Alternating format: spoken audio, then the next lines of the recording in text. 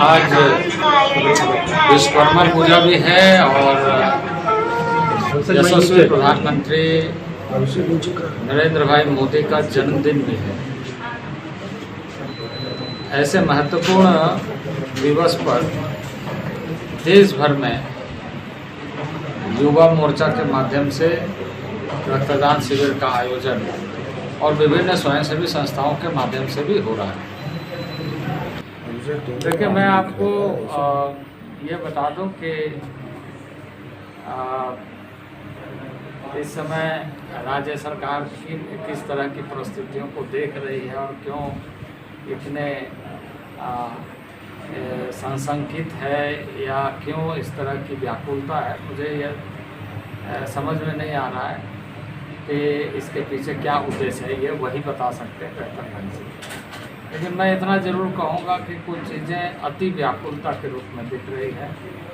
देखिए, कानून का पालन सबको करना चाहिए और कानून के आधार पर चीज़ें होती है और इसके लिए सबको माने, क्योंकि देश रूल ऑफ लॉ पर चलता है। तो मैं यही कहूँगा कि इतनी व्याकुलता की आवश्यकता नहीं है, बल्कि वैधानिक दृष्टि से चीज़ों को देखने की आवश्यकता है। अभी कुछ दिनों में जो फैसले हुए हैं,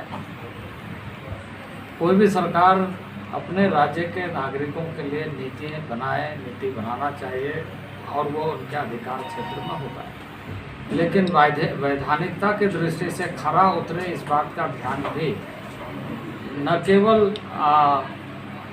राजनीतिक दृष्टि से सरकार में बने हुए लोगों को, बल्कि ब्यूरोक्रेट को भी ये ध्यान में रखना चाहिए, पदाधिकारियों को भी, कि जब कैबिनेट में कोई मसला आता है तो उसकी वैधानिकता पर किसी तरह का विषय इस ढंग से उभर करके सामने ना आए, जिससे कल के दिन में लोक लुभावन बात करके लोग ठगा हुआ महसूस करें।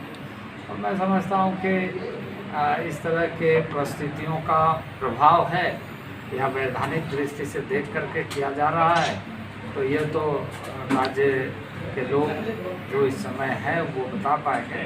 पर मैं ये कहूँगा कि दूरगामी सोच के साथ राज्य को हमेशा काम करना चाहिए, जिससे कि नागरिक को आने वाले दिनों में